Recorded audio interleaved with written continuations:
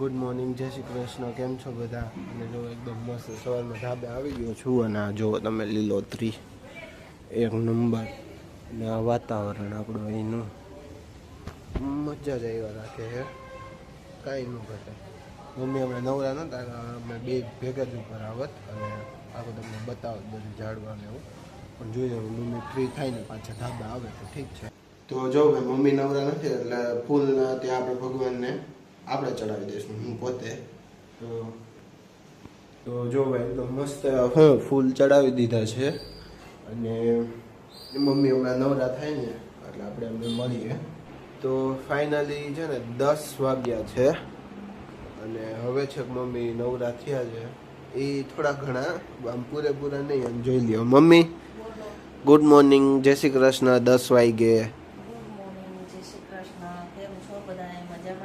હા, તમે કેમ છો? મજામાં. હા, હું હજી બોલે રહ્યો છું કે હજી 2-3 દી પહેલા બહુ ઉકળાટ હતો, ગરમી તડકો ને એવું, અને હવે આમ કેટલું મસ્ત ઠંડુ થઈ ગયું છે. મમ્મી કે હજી મને એટલું બધું આમ જેટલું ખાવું છે ને એટલું ઠંડુ નથી લાગતું. રાહત થઈ જાય, એ વાત સાચી. હવે આમ એસી નો ચાલુ કરીને તો હાલે એમ છે, એવું નથી લાગતું? હે જોયું, હવે જરૂર નથી લાગતી એસી ની, કે હવે જરૂર પડે એમ. હવે એસી વગર હાલે એમ હે. હે મમ્મી, અત્યારે શિયાળો ચોમાસું આવે ને એટલે આપણે આમ ખબર પડી જાય કે હવે તહેવારોની સિઝન ચાલુ થાય. તો હવે સૌથી પહેલી સિઝન કઈ, સૌથી પહેલો તહેવાર કયો આવશે? અષાઢી બીજ. એટલે હા, એટલે ભીમ 11 ને અષાઢી બીજ બે તહેવાર કેવાય? ઈ છે. અને પછી તમે નો રજાયું રાખવાની હોય, સરકારી રજાયું, ગુજરાતી ને સાચા તહેવાર આપણે ઈ જ આવે. તો હાઈતમ આઈટમ ની આપણા તહેવાર ઈ આપણે જ આવે એમ, એટલે ગુજરાતીના તહેવાર છે. હાઈતમ આઈટમ, 11 અષાઢી બીજ બધા આપણા જ તહેવાર છે. એવું નથી કે બીજા દેશમાંથી આપણે લઈ આવ્યા છીએ, આપણા જ કહેવાય. બધા ભારતમાં આવતા હોય ને તહેવાર બધા આપણા જ છે. તો પછી બધા હાલીને નીકળ્યા છે, ઓલો તહેવારની રજા, ઓલા તહેવારની રજા. હા, બાકી રાખતા નથી સ્કૂલ વાળા બધા, ઓફિસ વાળા. નકર 11 ને અષાઢી બીજ ની રજા હોવી જોઈએ, ન હોવી જોઈએ મમ્મી? હા, પેલા આવતી, અમારે આવતી સ્કૂલોમાં ઈ વખત માં આવતી, પણ હવે બધું બંધ થઈ ગયું. જેમ જેમ મોડર્નાઇઝેશન થવા માંડ્યું ને એમ એમ બધું બંધ થવા માંડ્યું છે. કેવાના છોકરા છોકરીઓ મોટા કર્યો એટલે છોકરીઓ બીજાને જાય તેમ કે મારા મા બાપ મરી જાય તો મને કઈ વાંધો નથી, ભલે મરી જાય. હા, આવું કઈક આવ્યું છે હમણાં નવો વિડીયો. આ મોડર્ન એ શું હતું? એ કઈક છોકરી ભાગી ગઈ એવું કઈક છે. મારા મા બાપ મરી જાય તો મને કઈ વાંધો નથી. અરે મોય તમે ઈ હારું જ મોટી કરી, ઈ હારું જ મોટી કરી છે. હે મમ્મી, આજકાલ હાવ હાલી નીકળ્યા છે નહીં છોકરા છોકરી. હમણાં એક દિવસ કહો કે અહીંયા અમારા જ એરિયામાં હોટલમાં જઈને છોકરા છોકરીએ દવા પી લીધી. કા હે મમ્મી? આ બધી હવે હાલી નીકળ્યા છે બધા હવે. અને મોડર્ન જમાનો જ પનોતી કહેવાય. કાંઈ નહીં, let's back to the our main point કે તહેવાર. હવે નાની હાઈતમ ક્યારે આવશે? પેલી હાઈતમ આવે શ્રાવણ મહિનાની. હા, ઈ નાની હાઈતમ, ઈ નાની ન કહેવાય, ઈ મોટી આવે.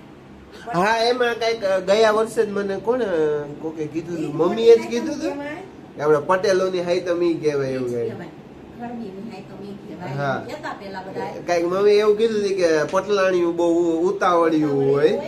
હા, હા, પછી બધાય ની આવે એમ. એટલે એવું કઈક છે કે પેલી હાઈતમ પટેલની. હા, હા.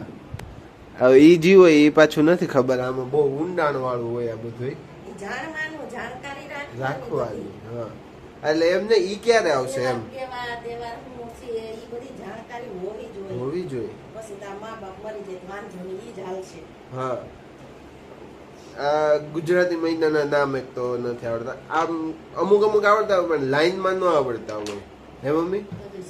શીખવું જરૂરી છે. ગુજરાતીને ગુજરાતી આવડવું જ જોઈએ. નો હા. આવડે નો હાલે. નો આવડે નો હાલે. સાંભળી લીધું તો ભાઈ ગુજરાતી આવડવું છે બધાને. હે તો અત્યારે મમ્મી રસોઈ બનાવવા માંડ્યા છે અને બતાવું શું બનાવે છે મમ્મી. બોલો. ચાલો આ કહી દો. કારેલા ને વર બે કાપ્યા છે તમે. વરનું શાક બનાવવું છે. કારેલો ને વર હે બે નું શાક કરવું હે. હા. આને તો ઓલા લસણિયા લોઢીમાં કરવા કારેલા. ઓકે આવડા હા, અને એના આનું શાક. રોટીમાં. હમણાં આવીને હું દવા લેવા ગયો તો હમણાં ઉધરસ આવે છે ને એટલે તો મેં આવીને મમ્મીને પૂછ્યું રૂમ માંથી કે મમ્મી હેનું શાક કરવાનું તો કે વરનું શાક કરવું એટલે મેં કીધું આનું નામ જ એવું છે. પરવર કેવું પર ને વર. પણ આ નામ કોણે રાખ્યું છે? એ તો હવે જેણે તો કોકને પરવર નો બતાવે તો વરનું કહી દેવાય. એમાં હું વરનું શાક બનાવું. વરનું શાક નામે એવું છે, પર ને વર. વર પર ને વર ભરીને કર્યું હોત તો યાર ભરીને નથી કરવું. નહીં. ખીચડી કરવી છે ને એટલે ભરીને નથી કરવું. ઓકે હજી આમ ધોવામાં સાદી ખીચડી વરનું શાક. માંદા માણસને ખીચડી ખવાય. ડોક્ટરે એવું નથી કીધું. દર્દીને ખીચડી ખવાય. ડોક્ટરે બીજું એવું જરાય ખવાય. નથી કીધું. હા, એટલે જો જ્યાં કાઢવામાં વાર લાગશે બી. હા જાણ. હજી એમાં બી કાઢશો બધામાં. હા, વરમાંથી બી કાઢવા જો. કારેલામાંથી કાઢી નાખજો એ પછી કારેલામાં નથી. કડકડાટી થાય નો મજા આવે. બહુ ભાવે મને કડકડાટી થાય. જે એને ભાવે બીજાને ભાવે એનું કાંઈ નહીં. કુણા બી એને હોય તો ભાવે ભાવે એમ. હે કુણા બી હોય તો ભાવે. એનું નામ કારેલા, નાનું નામ પર ને વર. પરવર નામ કોણે રાખ્યું છે પરવર?